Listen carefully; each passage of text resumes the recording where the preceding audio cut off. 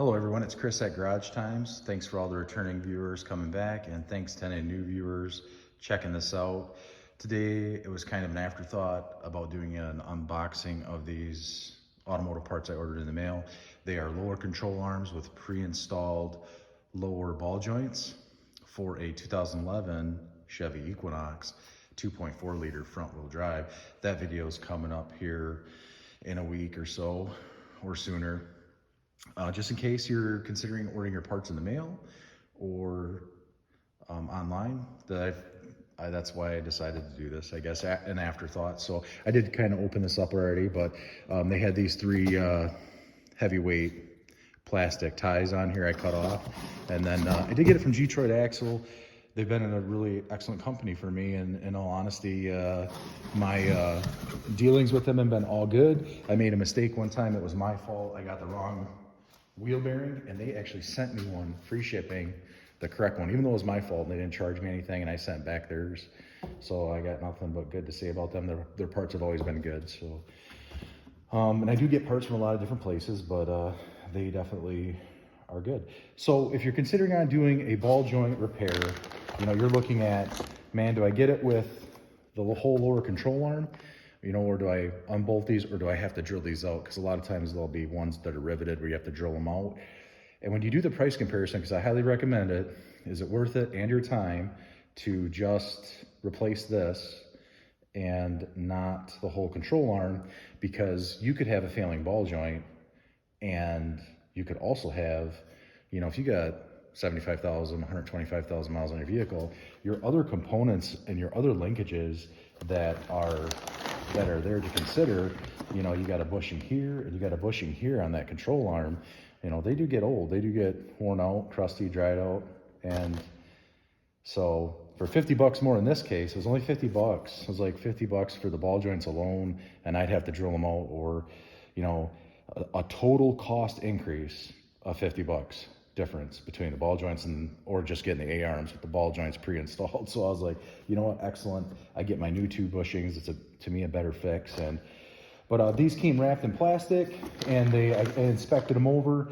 They're definitely no damage. Look really good.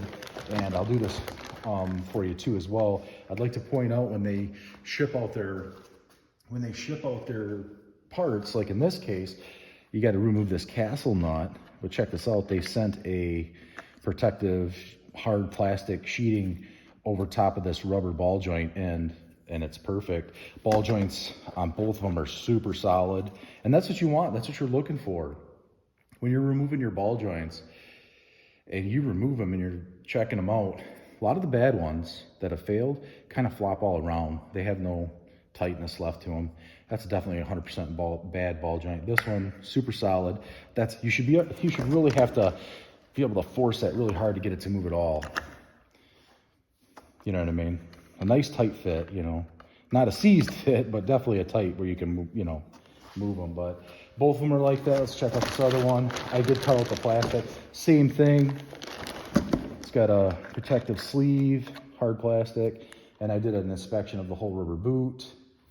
Definitely good. And it would appear on these, I know there's some folks out there probably like, hey, you can't grease those. Yeah, these are pre-greased, and there's no grease fitting for them. You might be able to find a set where you could get everything, where you could grease them too and get the whole control arm. But yeah, if you're considering repair, definitely consider that, because you have two other components here, linkages, that could be potentially failing, getting old. And these rubber boots tend to be pretty heavy duty, but again, it's rubber. How long does rubber last? And depending on your climate, especially in arid, dry, hot places, you know, I mean, who knows? And then up here, super wet and corrosion and all that stuff, and you know, it gets in all them spots and starts building up rust on the metal, and then it gets between your rubber. And so just things to consider. Hope this video helps, and I hope you guys have a good weekend. You guys got any questions, let me know. I'll have an upcoming video on the install for these, the 2011 Chevy Equinox 2.4 liter front wheel drive. I'll do the removal with these and the reinstallation of the new parts, but I'm also gonna do a video on the old control arm and ball joint. And what I'm gonna do is I'm gonna drill those out too, those riveted in ball joints so that you could see, hey, this is what I'm looking forward to if I'm gonna choose to just do the ball joint and drill that out. If you're lucky and it's just a bolted on one, that's great. So, but a lot of them, they come riveted. So, well, I hope this again helps you. You guys have a good one. See you guys later.